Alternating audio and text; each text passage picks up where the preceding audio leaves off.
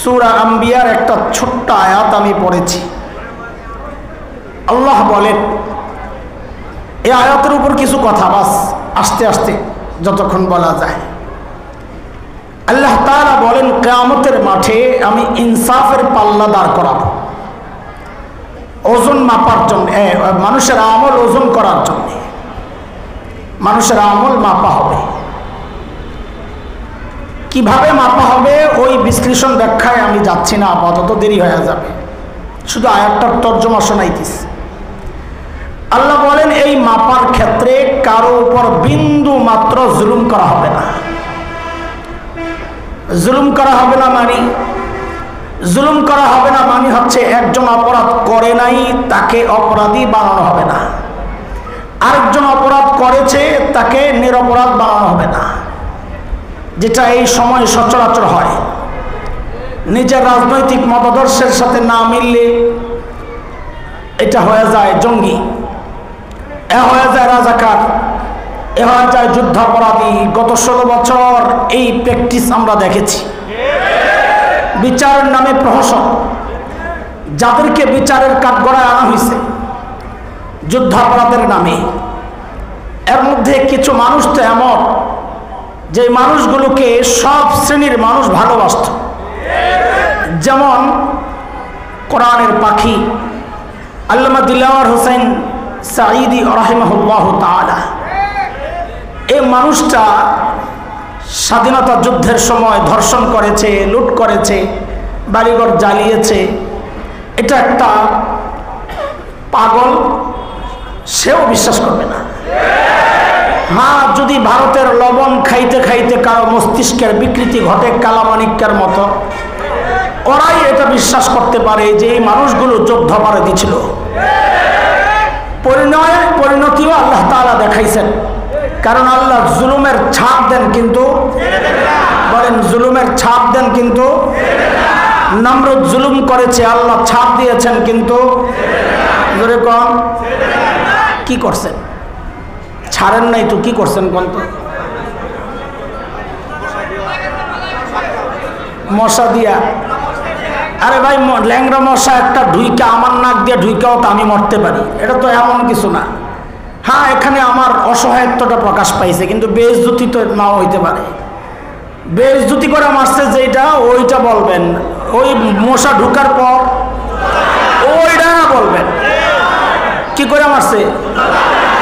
যেখানে যেটা বললে খোসা হয়, বেইজ্জতি হয়, ওখানে ওইটাই বলতে হয়, অন্যটা বললে এখানে পারফেক্ট হয় না। যেমন যদি আমি এখন বলি আপনাকে খুব ভদ্রভাবে কাক্কাদের, এটার মধ্যে ওই যে একটা স্পেশাল খোসা, এটা আসে না, এখানে বলতে হবে কাউয়া কাদের। এটার যে একটা আলাদা আবেদন আছে, এটা কাক্কাদের মধ্যে নাই। আরে কথা বলেন না আপনারা? তো এই জন্য যেখানে যে খোসার যে শব্দ আছে ওটা লাগাইলেই ভালো। বলেন নমরুদরা আল্লাহ কেমনে মারছে? জুতা দিয়ে পিটাইয়া না। ফেরাউন জুলুম করেছে, আল্লাহ ছাপ দিয়েছেন, কিন্তু কি করছেন? হ্যাঁ, সুবাইয়া মারছে, এটা ঠিক আছে, সুবাইয়া মারছে।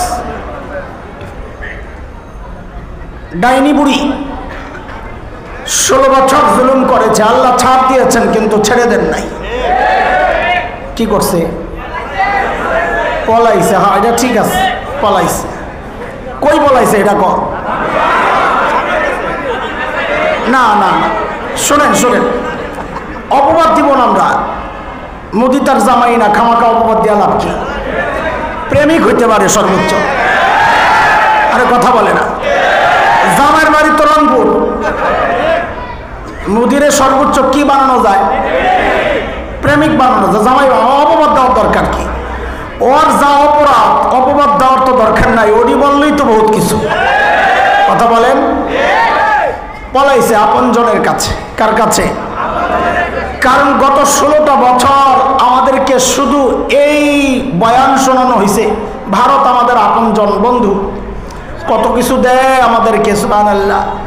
গরু দেয়, পেঁয়াজ দেয়, চিনি দেয়, আলু দেয়, আরো কত কিছু দেয়, খালি দেয় দেয় দেয় দেয়। যে বাংলাদেশ থেকে মাখন যাওয়ার পাইপটা পোলাপাইন 5 তারিখ কেটে দিল, এখন সব দেওয়া বন্ধ করে এখন খালি দেয়, হুমকি দেয়, হুমকি দেয়। দেওয়া ঠিক আছে, জিনিস পাল্টায় গেছে। হুমকি দেওয়ার সময় শুরুতে খুব হুমকি দিছে, পেঁয়াজ দেব না।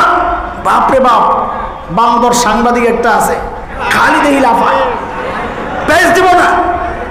তা আমি বলি যে পেঁয়াজ লাগবো না। কেন? আমাদের আমাদের আপাই শিখাইয়া গেছে পেঁয়াজ ছাড়াও তরকারি রান্না করা যায়। লাগবো না তোকে পেঁয়াজ, খাবো না। যে একটু মেরুদণ্ড সোজা করে দাঁড়াইছি, লাগবে না পেঁয়াজ, আশেপাশের দেশে যোগাযোগ শুরু হয়েছে।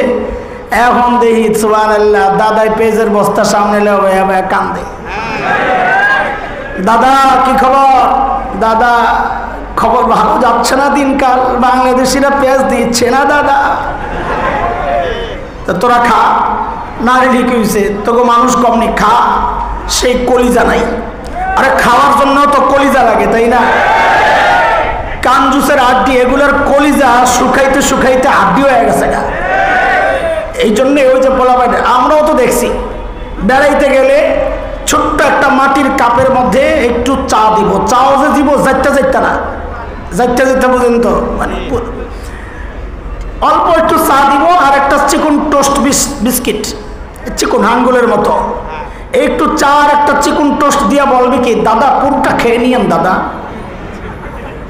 দাদা পুরোটা খেতে হবে, রাখা যাবে না। ওই জন্যই তো বলা ভাই গল্প বানাইছে। ভাই গেছে বোনের বাড়িতে বেড়াইতে, দুপুরবেলা খাওয়ার টাইম, দরজা নক করে নক করে নক করে কলিং বেল টিপে, ভাই তো দরজা খোলে না, খানার টাইম আইছে। আর বোন ভাই তো বুঝছে কেন খোলে না। ভাই জানালার কাছে যায় চিল্লায় চিল্লায় বলতেছে, দিদি আমি কিন্তু খেয়ে আসছি। এখন দিদি এইসব দরজা খোলে আর বলে কি, আগে বলবি না? এই হলো কলিজার হালত। এই জন্য মাঝে মধ্যে যখন আমাদের দেশে ওই যে ঢুকে পড়ার একটা ভাব লয় সীমান্তে, দেখছেন না গত সপ্তাহে যে ঢুকা যাইব অবস্থা, এই হিম্মত নাই। যাদের মানসিকতা এত নিচু, যাদের রুচি এত নোংরা, কত নোংরা, এই জন্য মাঝে মধ্যে রাগ করে বলি, আমার দেশ দখল করবা, ঘোড়ার ডিম দখল করবা মিয়া, আমার দেশ দখল করার আগে নিজেদের হাগার জায়গা ঠিক করে আইসো।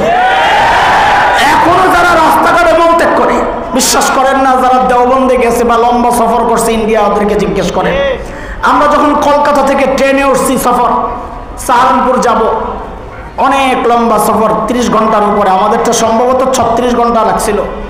তো রাত যায় দিন আসে, দিন যায় রাত আসে, হায় সময় যায় না। তো রাত শেষ হইলেই সকালে আমরা একটু জানালার কাছে যাইতাম, নতুন এলাকা আসছে দেখতে, কেমন নতুন এলাকা দেখার জন্যে। হায় আল্লাহ, সকালবেলা জানালার কাছে নিয়েই তো মুখটা নিলেই আস্তে করে লজ্জায় মুখ ফিরায় আনতে হইত। কেন?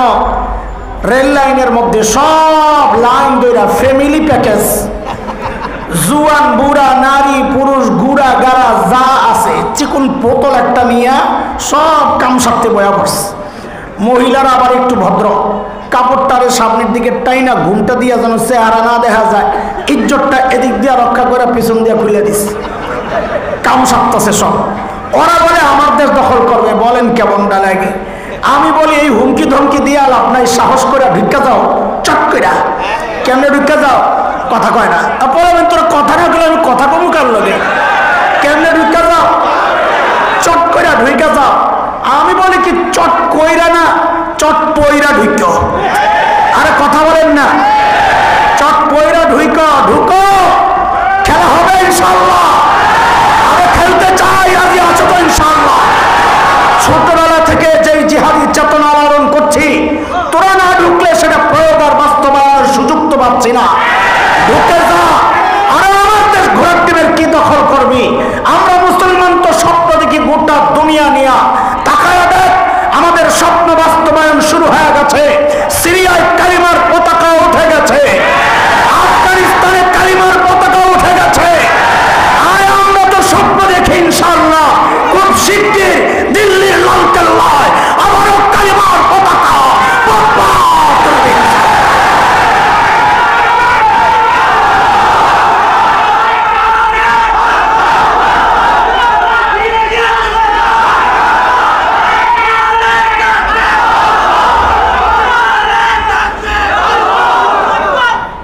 মুহতারাম হাজরিন, আসেন তো না আবার পালিয়ে যাবেন গা? আপনারা তো হেলিকপ্টার দেখলে আর হুঁশতায় না, খাওয়ানটা খাওয়ার সময়ও পান না আপনারা। মুসলমান পালায় না, বলেন মুসলমান ফখরুলের বাড়িও তালাশ করে না। কি বুঝছো? বুঝো? ফখরুল সাহেব জায়গা দিবেন তো? মুসলমান ময়দান তালাশ করে